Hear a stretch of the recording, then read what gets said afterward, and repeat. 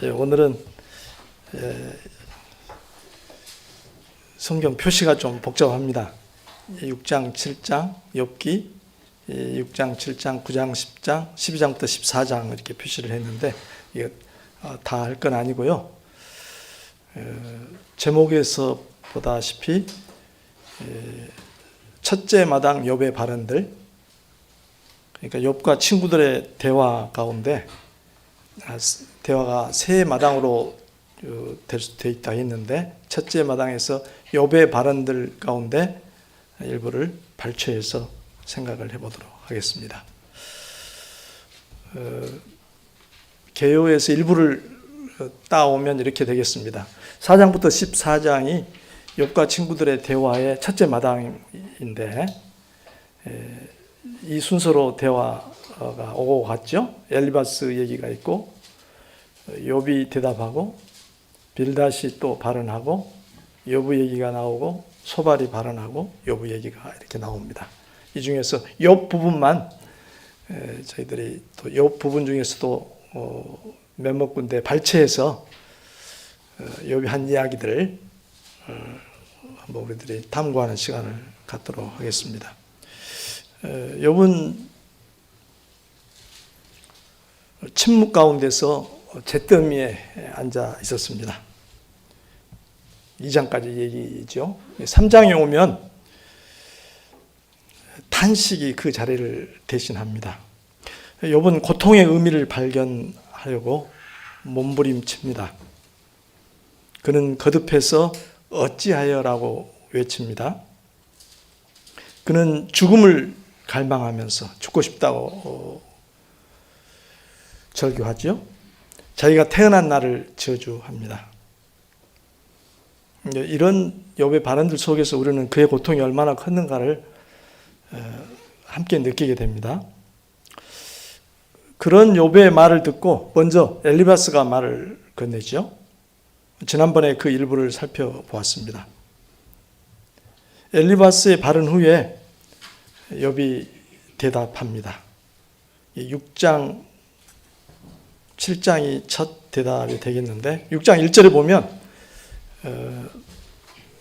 나의 괴로움을 달아보며 나의 파멸을 저울 위에 놓을 수 있다면, 나의 괴로움을 저울로 달아보며 나의 파멸을 저울 위에 놓을 수 있다. 측량할 수가 없다는 얘기죠. 4절에 내려가면 전능자의 화살이 내게 박힘에 나의 영이 그 독을 마셨나니 하나님의 두려움이 나를 엄습하여 치는구나. 전능자의 화살, 그 독, 하나님의 두려움, 이런 말 속에서 욥은 자기의 고통이 하나님께로부터 비롯되었다고 생각합니다. 욥은 하나님이 그를 적대시하는 현실, 그것을 가장 힘들게 생각합니다. 24절을 한번 보면 쭉 건너뛰어서 내게 가르쳐서 나의 허물된 것을 깨닫게 하라. 내가 잠잠하리라. 친구에게 하는 얘기죠. 그는 자신의 고난의 원인을 어떤 특정한 죄, 구체적인 죄와 연결할 수가 없습니다. 친구들은 자꾸 죄 때문이라고 하는데 욥은 아무리 생각해도 자기는 억울한 일을 당하고 있다는 생각을 버릴 수가 없습니다. 7장으로 넘어가십시다. 3절을 참고하면요. 이와 같이 내가 여러 달째 고통을 받으니 고달픈 밤이 내게 작정되었구나. 여러 달째 고달픈 밤. 욥은 참으로 고통스러운 나날을 보내고 있습니다. 그는 고통 속에서 극심한 절망감을 토로합니다. 이제 좀 길게 잡아서 욥의 심정, 욥이 느끼는 자기 상황에 대한 느낌, 그런 것들을 좀 더 가늠해 보도록 하십시다. 7장 11절부터 21절까지 보도록 하겠습니다. 거기는 우리 함께 읽고 좀 또 욥의 발언을 조금 들여다보도록 하겠습니다. 욥기 7장 11절부터 22절 번갈아 읽도록 하겠습니다. 제가 11절 읽습니다. 그런즉 내가 내 입을 금하지 아니하고 내 영혼의 아픔 때문에 말하며 내 마음의 괴로움 때문에 불평하리이다. 내가 바다니까 바다 괴물이니까 주께서 어찌하여 나를 지키시나요? 혹시 내가 말하기를 내 잠자리가 나를 위로하고 내 침상이 내 수심을 풀리라 할 때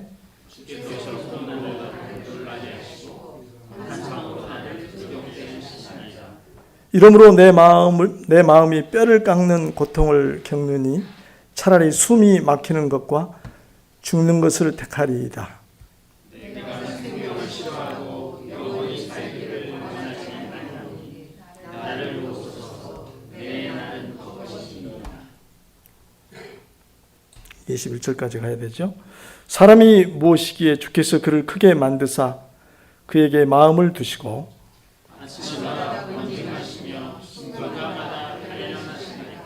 주께서 내게서 눈을 돌이키지 아니하시며 내가 침을 삼킬 동안도 나를 놓지 아니하시기를 어느 때까지 하시리이까. 사람을 감찰하시며 내가 범죄하였거든 주께 무슨 해가 되리까. 어찌하여 나를 당신의 반역으로 삼으셔서 내게 무엇을 시게 하셨나이까. 21절 같죠? 주께서 어찌하여 내 허물을 사하여 주지 아니하시며 내 죄악을 제거하여 버리지 아니하시나이까. 내가 이제 흙에 누우리니 주께서 나를 애써 찾을지라도 내가 남아있지 아니하리이다. 하나님을 향한 기도의 형식으로 자기의 고통을 토로하고 있습니다. 여러분도 인생 살다가 이만침은 아닐지라도 버텨낼 수 없는 날마다 순간도 자기를 떠나지 않는 큰 고통 속에 지냈던 날들이 분명히 있으셨을 겁니다. 좀 몇 군데 살펴보면요. 11절, 12절에 보니까 도저히 입을 다물고 있을 수 없는 자기의 심정이 표현되어 있죠. 내 입을 금하지 않고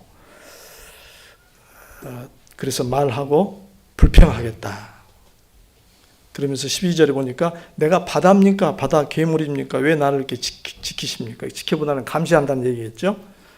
바다나 바다 괴물은 성경에서 보통 하나님을 대항하는 세력, 혼돈의 세력, 하나님 세우신 질서를 흐트러뜨리는 세력인데 그 세력이 주님의 세계를 예배하지 못하도록 마치 감시하듯이 하나님께 보존하시죠. 그분의 세계를. 그러듯이 왜 저를 이렇게 감시하고 있습니까? 욥은 분하고 괴로운 마음을 숨길 수가 없습니다.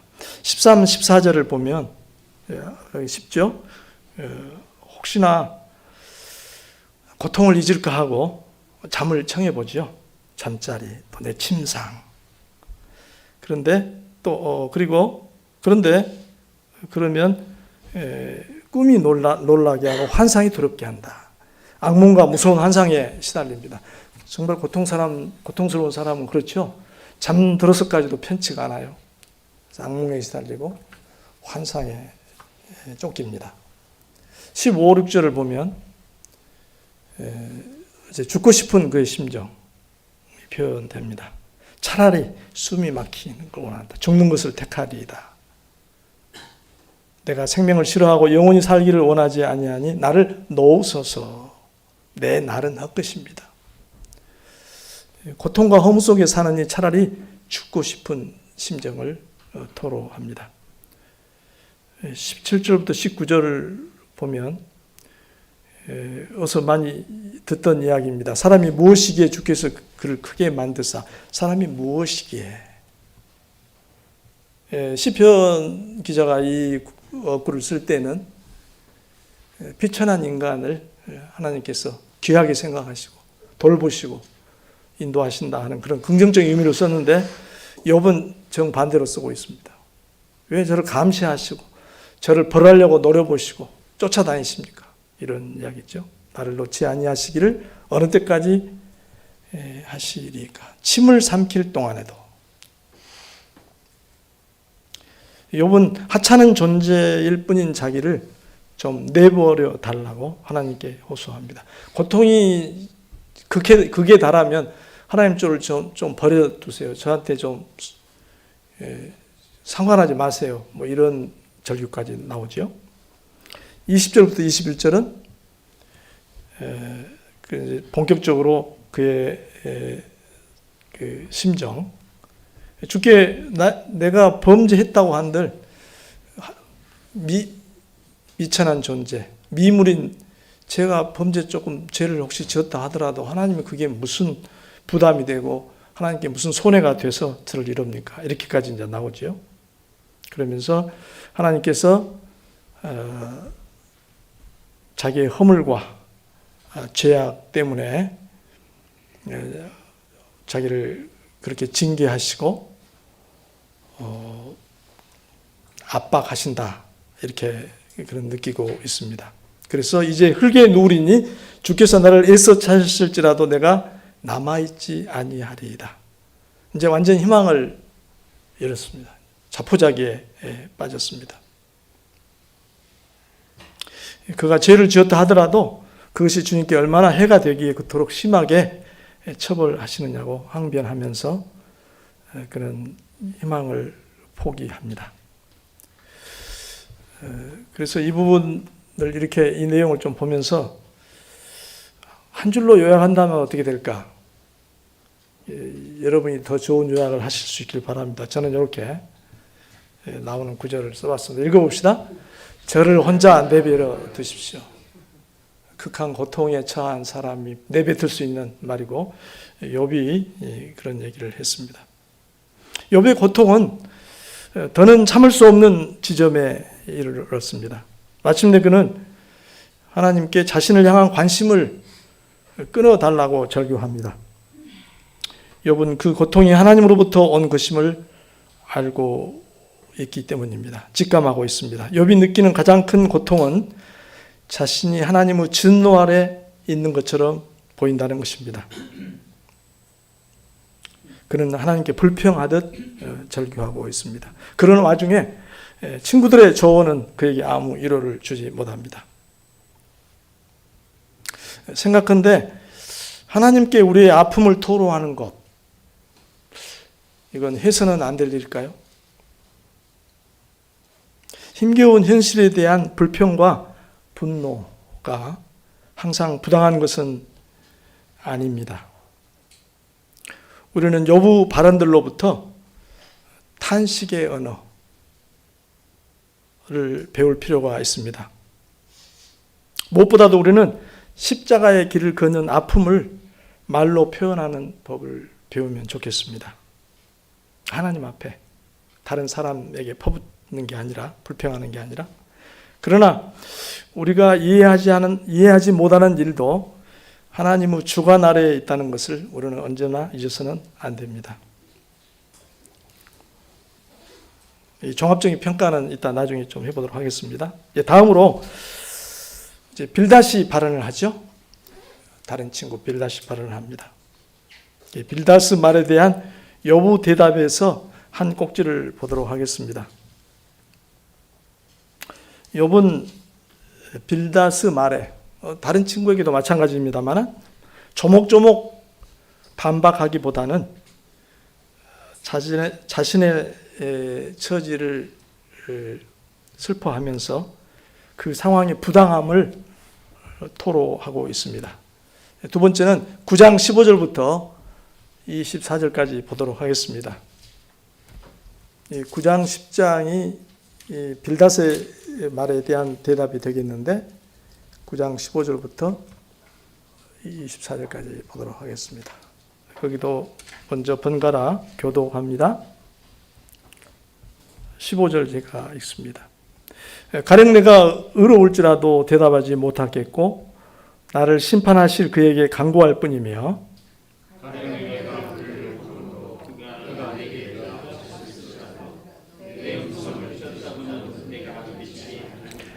그가 폭풍으로 나를 치시고 까닭 없이 내 상처를 깊게 하시며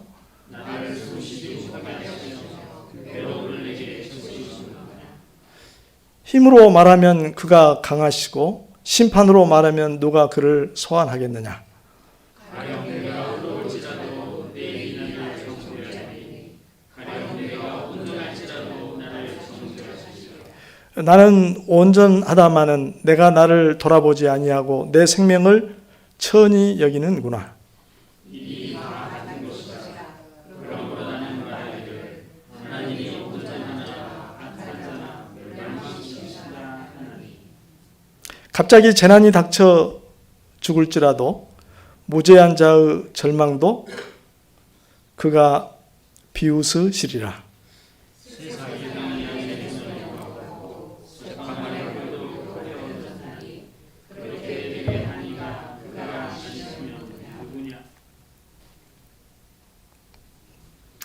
그렇게 되게 한 이가 그가 아니시면 누구냐. 이 부분은 앞부분보다 조금 더 조금 잘 얼른 와닿지 않는 부분이 좀 보입니다. 15, 16절을 먼저 좀 살펴보면요.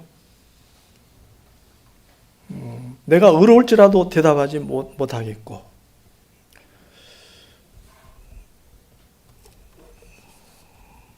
그러니까 감히 하나님 앞에서 내 의를 주장할 수가 없다는 무력감 같은 걸, 크신 하나님 앞에서의 자신의 비천함 같은 걸 지금 얘기하는 거죠.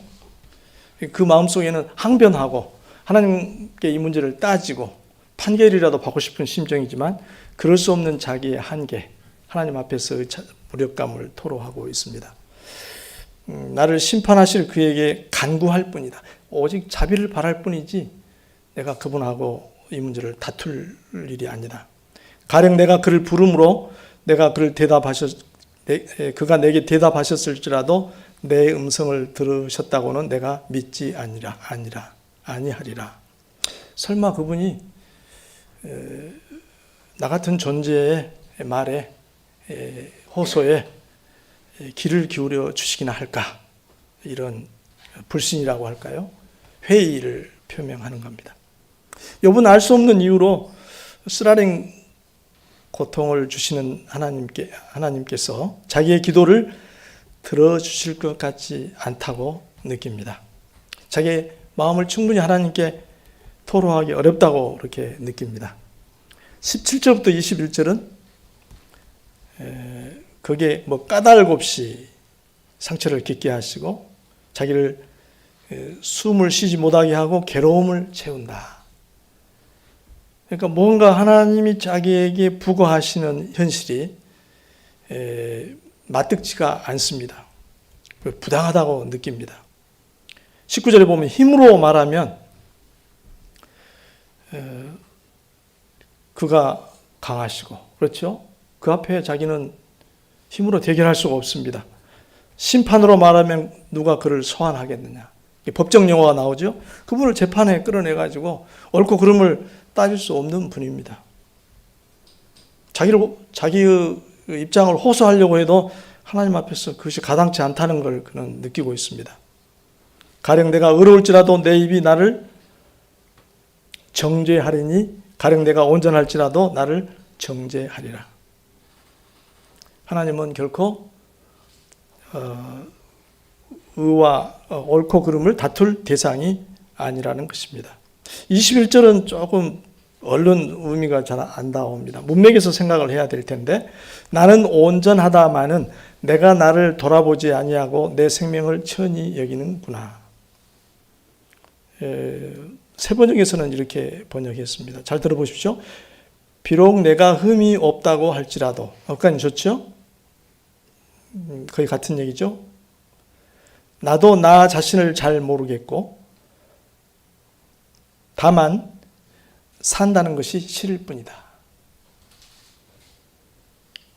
저관 이 문단에서 17절부터 21절까지 문단에서 욥은 하나님을 법정에 불러내어 강한 그분을 이길 자신이 없습니다. 하나님과 논쟁에서 이길 사람은 아무도 없으며 하나님은 그를 정죄하시게 될 것입니다.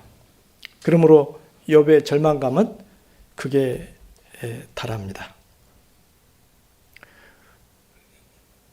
어디다 자기의 이 비참한 처지를 호소할 데가 없다. 하나님께 얘기해봐야, 그분 앞에서 왜 이렇게 하시냐고 항변해봐야 하나님이 들어주실 것 같지 않다. 이런 느낌을 받는 거죠.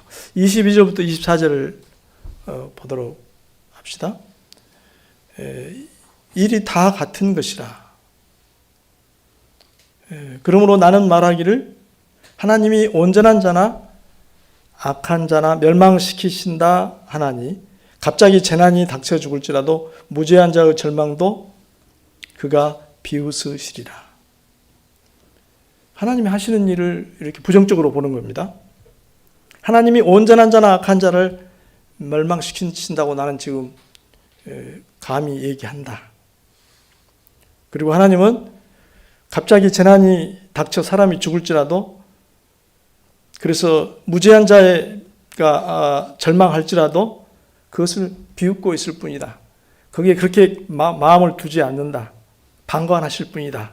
이렇게 생각하는 거죠. 또 세상이 악인의 손에 넘어갔고 재판관의 얼굴도 가려졌나니 그렇게 되게 한 이가 그가 아니시면 누구냐.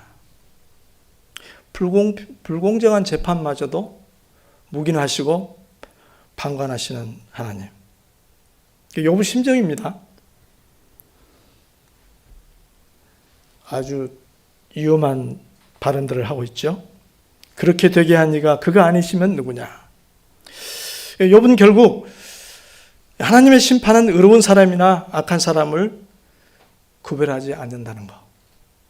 그 문제에 그렇게 하나님께서 집착하지 않는다는 것. 그래서 세상은 참 부조리하게 돌아간다는 것. 그리고 그것을 하나님께 호소해봐야 하나님께서 들어주실 것 같지 않다고 생각하는 그런 절망감을 그런 토로하고 있습니다. 이 부분을 한 문장으로 어떻게 요약할까요? 이렇게 한번 요약해 봤습니다. 읽어볼까요? 주께서 내 간구를 들어주실까? 욥의 절망감은 극에 달합니다. 자신의 결백을 호소할 데가 없습니다. 또한 욥의 눈에는 의인이나 악인이나 차이가 없어 보입니다. 하나님 외에, 그렇다면 하나님 외에 누가 땅에서 주권적으로 땅의 일들을 통제하실 수가 있습니까? 우리는 욥이 왜 이렇게 말하는지 짐작할 수가 있습니다. 욥은 극심한 고통에 매몰된 나머지 하나님에 관해서 무리한 주장을 펴고 있습니다. 혹간에 우리 인생에도 이러한 회의가 찾아올 수 있습니다. 그러한 극한 상황에서 우리는 어떻게 헤어날 수 있을까요? 답을 우리가 정교하게 해야겠습니다만, 욥이 회의에 빠지기는 했지만 그는 끝까지 하나님을 놓지 않았습니다.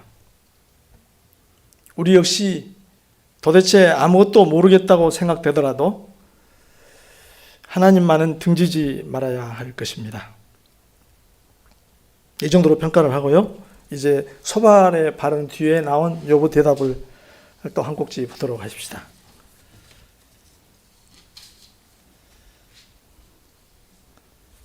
자, 그 부분은 12장입니다. 12장부터 14장이 욥의 세 번째 대답이 되겠는데, 그 부분을 또 읽고 간단히 생각해 보도록 하겠습니다. 12장 1절부터 12절. 여러분 한번 욥의 요지가, 욥이 말하는 요지가 뭔지 생각하시면서 함께 읽어보도록 하십시다. 1절 제가 읽습니다. 욥이 대답하여 이르되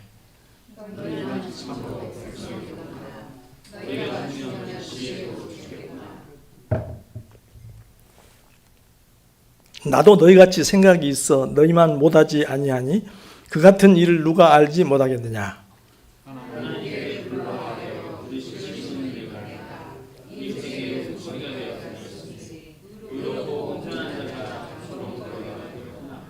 평안한 자의 마음은 재앙을 멸시하나 재앙이 실족하는 자를 기다리는구나.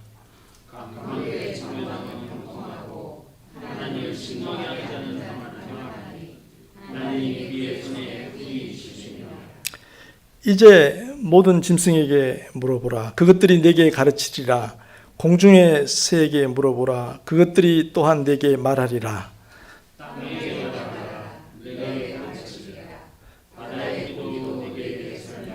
이것들 중에 어느 것이 여호와의 손이 이를 행하신 줄을 알지 못하랴.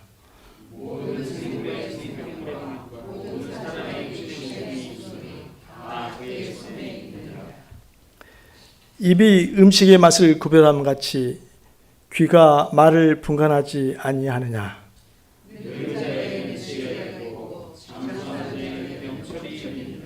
예, 워낙 시적인 표현들이 많아서 잘 앞뒤를 연결해 가면서 생각해 봐야 될 것 같습니다.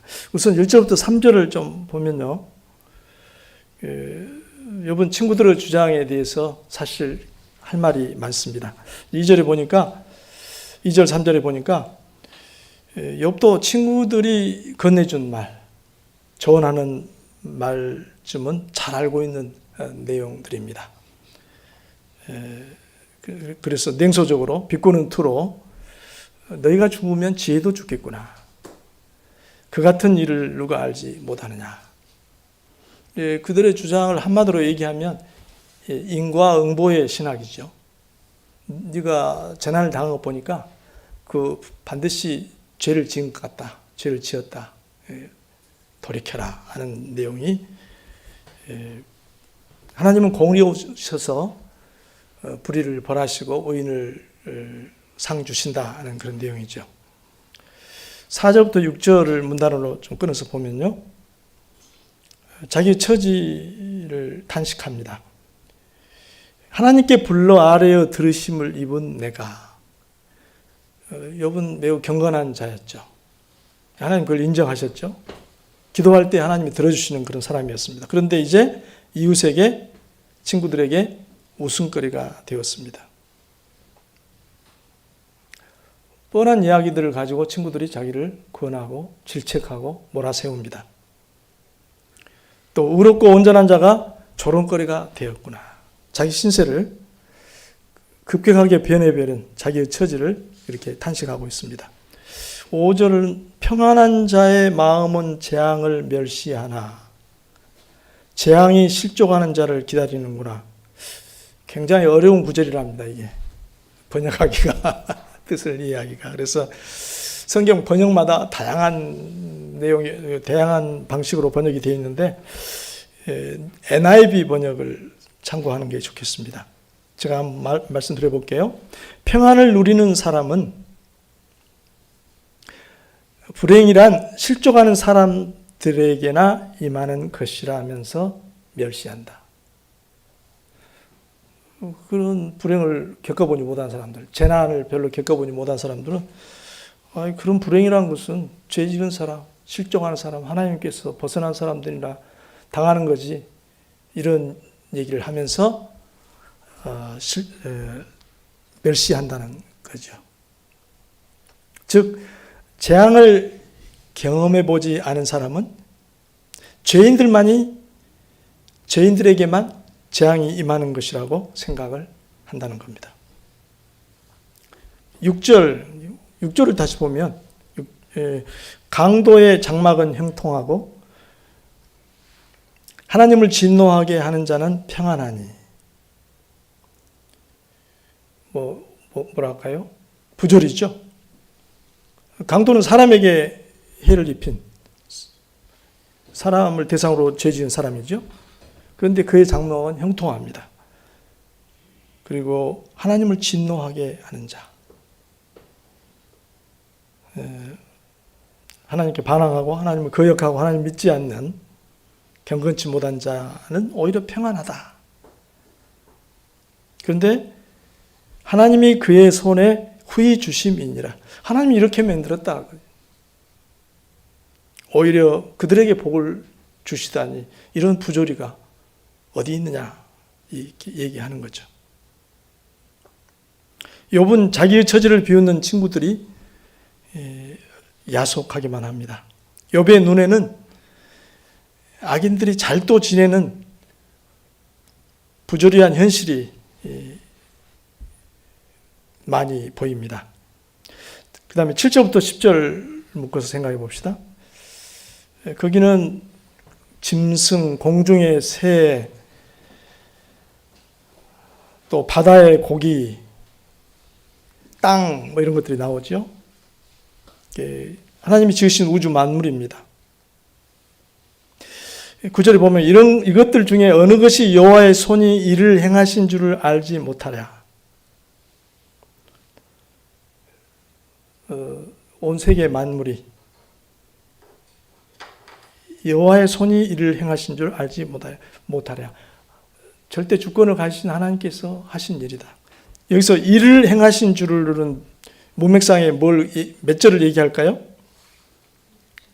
6절을 받는다고 볼 수 있겠죠. 하나님께서 그 부조리한 일들이 일어나게 하셨다. 10절은 그걸 못 받고 있습니다. 모든 생물의 생명과 모든 사람의 육신의 목숨이 다 그의 손에 있느니라. 하나님이 주권적으로 절대적으로 그렇게 하셨다. 욥은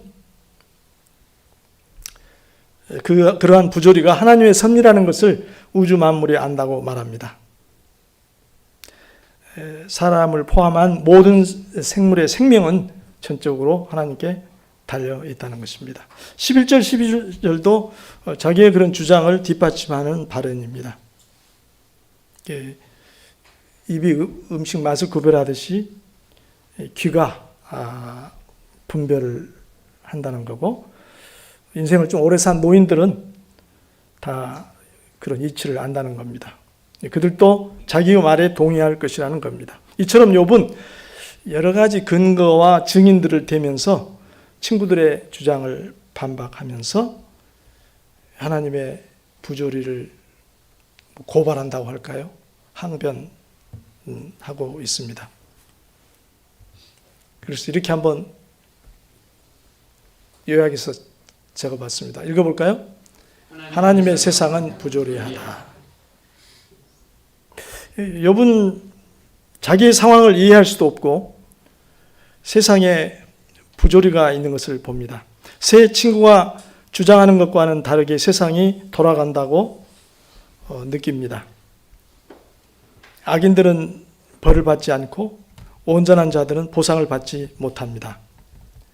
욥의 친구들은 인과응보의 신학을 내세우나 세상의 현실은 그렇지 않다는 것입니다. 욥이 보기에 세상은 공평하지 않습니다. 이 점에서 욥은 회의와 절망을 느낍니다. 사실 욥의 말은 망언에 가깝습니다. 하나님을 향한 서운함이 그의 사고 체계를 애곡시킨 것 같습니다. 그러나 욥기는 평가를 내리지 않고 그의 말을 이렇게 전하고 있습니다. 지금까지 새 친구의 발언에 대한 여부 대답을 몇 군데 살펴봤습니다. 그의 긴 담화의 일부입니다.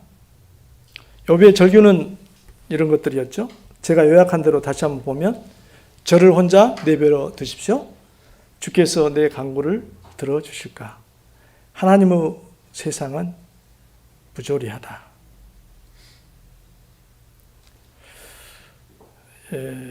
이제 이처럼 살펴본 내용을 토대로 한두 가지 교훈을 좀 생각을 해보도록 하십시다. 두 가지만 제시하도록 하겠습니다. 읽어볼까요? 하나님께 솔직하게 말하기. 시편을 보면 하나님은 자신에게 솔직하게, 정직하게 말하라고 자기의 백성에게 권유하는 것을 발견하게 됩니다. 시편의 그 많은 부분을 차지하는 탄식시는 자기 자신이나 다른 사람, 더욱이 하나님을 향해서 분노, 좌절, 실망, 증오, 혼란 등을 표현하고 있습니다. 우리가 많은 예를 들 수 있는데 한 예로 77편 7절부터 9절을 제가 천천히 읽어드리겠습니다. 주께서 영원히 버리실까? 다시는 은혜를 베풀지 아니하실까? 그의 인자하심은 영원히 끝났는가? 그의 약속하심도 영구히 폐하였는가? 하나님이 그가 베푸실 은혜를 잊으셨는가? 노하심으로 그가 베푸실 긍휼을 그치셨는가 하였나이다. 이러한 말들은 하나님 앞에서 매우 심각한 질문들입니다. 은혜, 인자하심, 약속 등 언약의 핵심이 되는 것들인데 언약의 핵심을 건드리는 발언입니다. 시인은 직접적이고 솔직한 방법으로 하나님에 관해 하나님의 하신 일에 관해서 의문을 제기합니다. 이런 시편들은 하나님께서 자기 백성이 어려운 때 당신을 향한 감정을 감추지 않고 정직하게 표현하기를 원하시고 용납하신다는 점을 잘 보여줍니다. 두 번째, 읽어볼까요?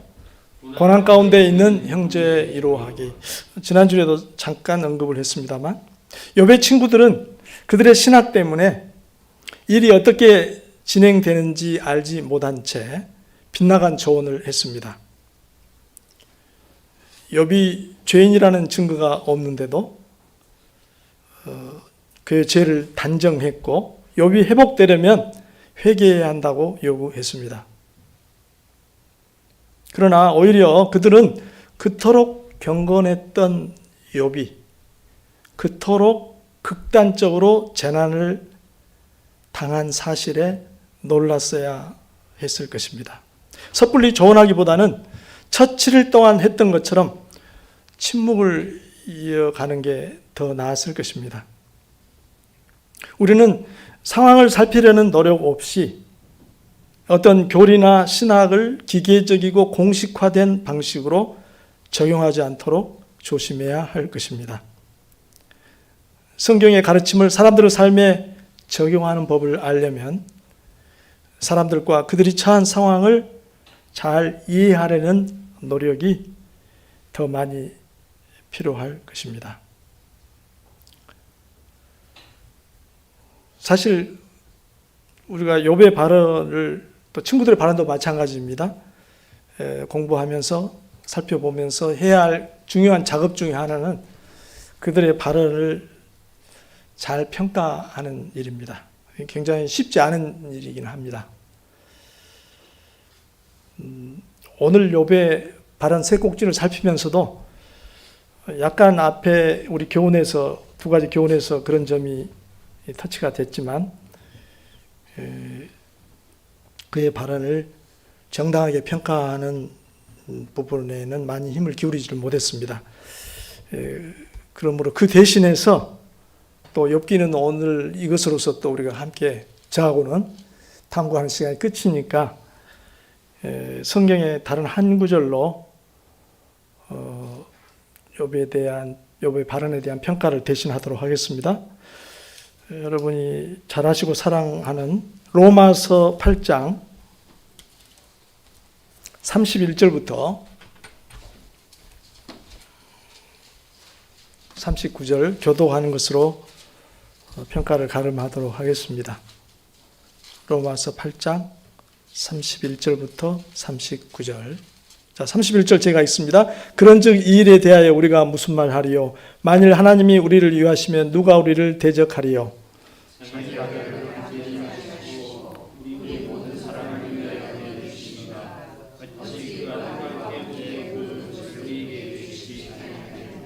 누가 능히 하나님께서 택하신 자들을 고발하리요?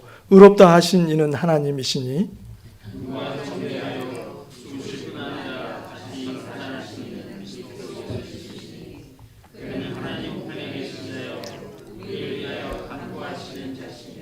누가 우리를 그리스도의 사랑에서 끊으리요? 환난이나 곤고나 박해나 기근이나 적신이나 위협이나 칼이랴.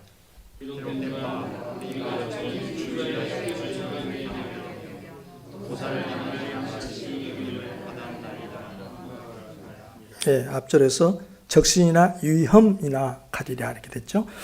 37절. 그러나 이 모든 일에 우리를 사랑하시는 이로 말미암아 우리가 넉넉히 이기느니라.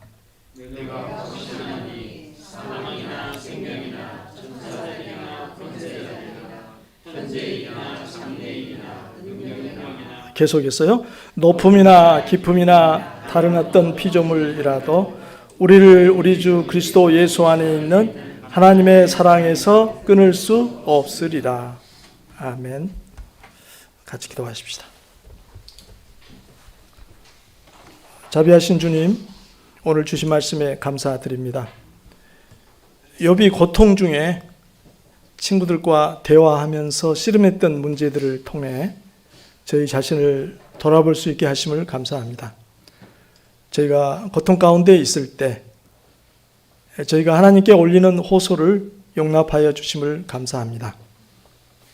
저희가 어떤 환난을 겪더라도 불신에 빠지지 않도록 저희를 붙잡아 주시옵소서. 또한 저희가 고난 가운데 있는 형제에게 참다운 위로를 건넬 수 있는 사랑과 지혜를 주시옵소서. 예수님의 이름으로 기도합니다. 아멘.